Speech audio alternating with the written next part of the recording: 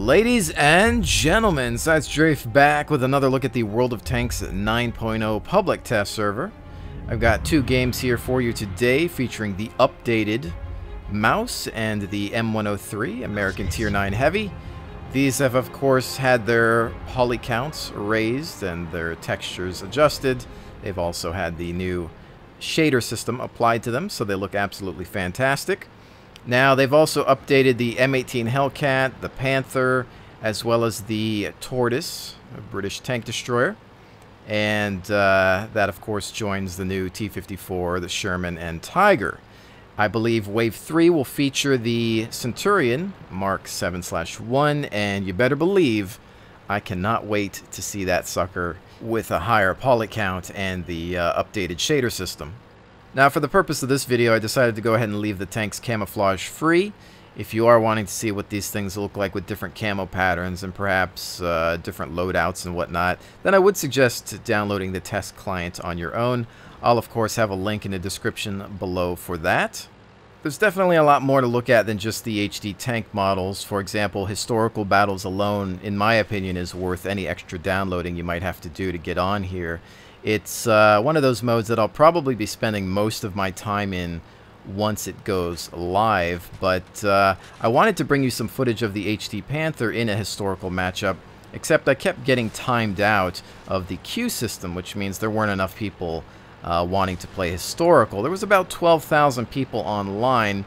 Perhaps there will be more during the night, but it was unfortunate. This is, after all, the test server. You'd think that people would be testing such a new critical game mode, but it is what it is, and I'm sure people are just excited to play around with all the credits, gold, and XP that they're given, and just wanting to unlock things because they don't have access to them on the live server.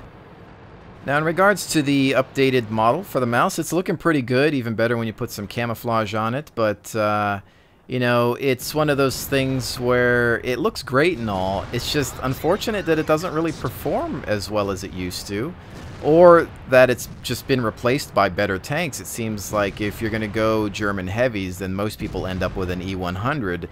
It's kind of sad because, as I've said many times, I started World of Tanks in beta, and back then the mouse was probably the most lethal tank in the game. You had to gang up on it if you ever wanted to take it out. Nowadays, the gun calibers are so high, the premium rounds are, you know, there for credits, and there's just bigger and better tanks. Most people are probably going to go with an E100 if they have the choice. It's kind of sad in a way. You almost wish that they would somehow make it useful again. But again, I'm no real expert on the tank. Perhaps some people are still enjoying it. I didn't really notice that many people playing it on the test server. I guess they didn't really care that much. I just wanted to take a look at the new models, and I don't know, I still kind of want one in a way, just because it really has a neat look to it. If anything, I'm sure it's still a great side scraper. I really wasn't taking advantage of that feature, but this match, I just didn't feel the need to. My team was doing pretty good, so I just kept pressing forward. One thing I definitely have to mention, though, you look at these updated models, but then you listen to the horrible sound effects that they have. The engine sounds have been the same since beta, and I'm starting to wonder if they're ever going to change them. Now, I've heard and read about the fact that they want to eventually, but it's not something that seems to ever come up. It's almost like it's the one thing that people don't complain about enough. And I have to say that sound is something often overlooked by devs and publishers. It's really important. It's critical to the amount of immersion you get in any game, especially a game about tanks.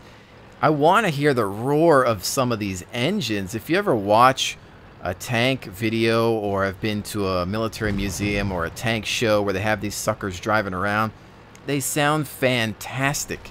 And I want that in the game, and it's sad that they haven't taken the time to do that. Wargaming is now an extremely wealthy company. I'm sure they can afford to take a day to go out with some recording equipment and capture some sounds.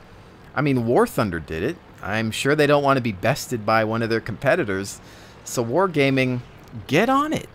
I almost wonder why they didn't add the spare fuel tank on the back of this beast. You can see the spot for it, and I've seen it in some photographs. I don't know if it would be considered a weakness of sorts or not, but I think it would be kind of interesting. They've got a lot more polygons to play with these days, and the mouse model in itself is fairly basic, so I think they could have done it. Perhaps there's another reason for it, though. We didn't really see a whole lot of action this match, but the purpose of this video is mostly just to take a look at the new models. I wouldn't really expect to come on the test server and have great games. There's a lot of trolls and scumbags in general that show up, especially late at night or during the weekends. Don't really hang around too long, or you'll just want to slam your face against a wall.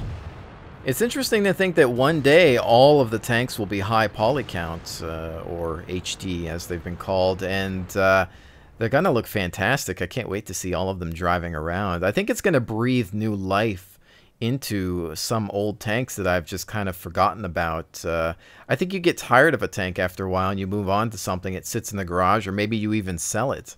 You know, just seeing these things updated in some cases has made me want to repurchase them.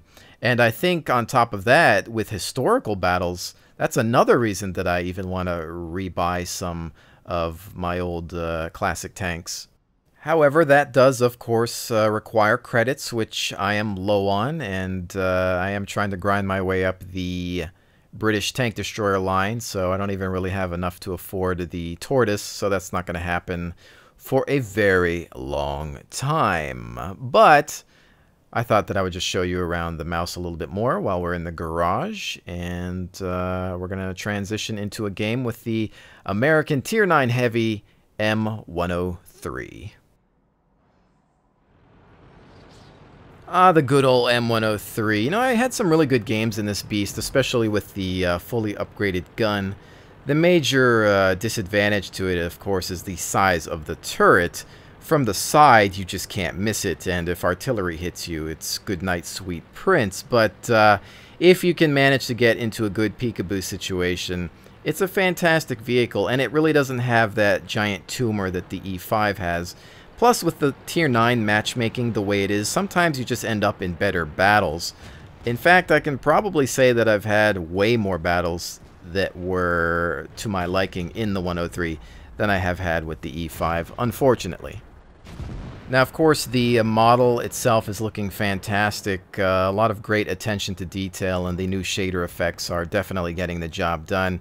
You can see it a lot when you're looking at the turret, which we'll see more in the garage after this match. But there's even a manufacturer stamp that you can find on a lot of the tanks now, which is also a nice little touch. Great attention to detail, but you can notice a lot of the work done on the 103. I think they chose it as one of the first tanks to redo because of the size of the turret.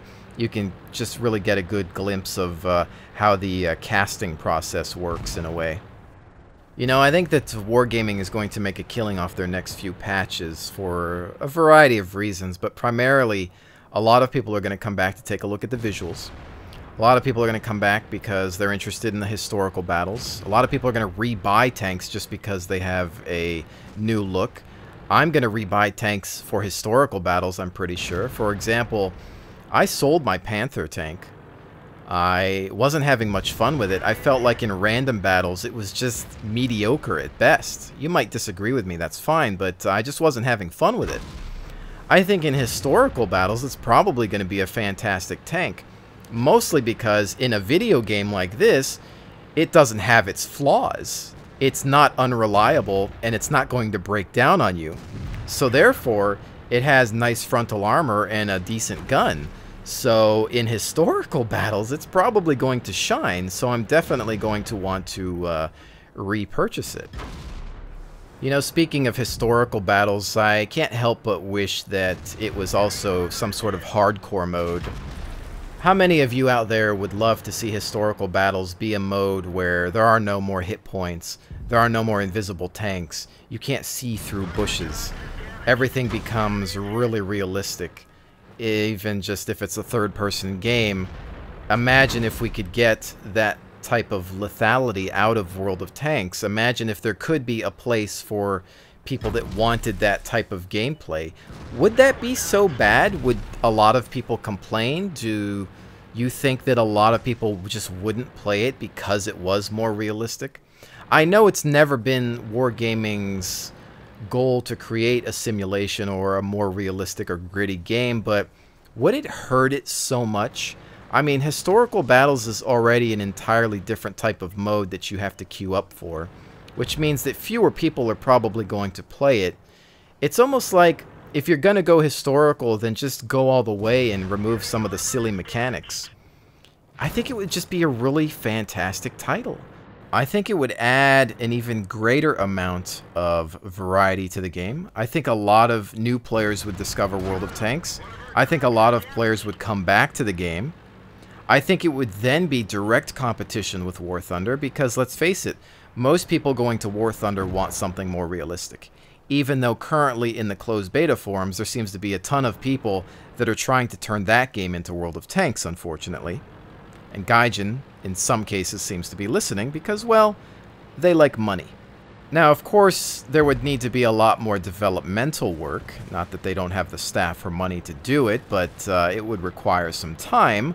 They'd have to add a bullet drop system. They'd have to really take into account velocity. They would have to tweak the damage model in order to incorporate one-shot kills, death of crewmen and whatnot. There's a lot that would have to go into it, but if they did it, they could really put themselves in a place to absolutely dominate the tank game genre, at least the third-person tank game genre. And, you know, from a business point of view, I don't see how that is something that they could avoid.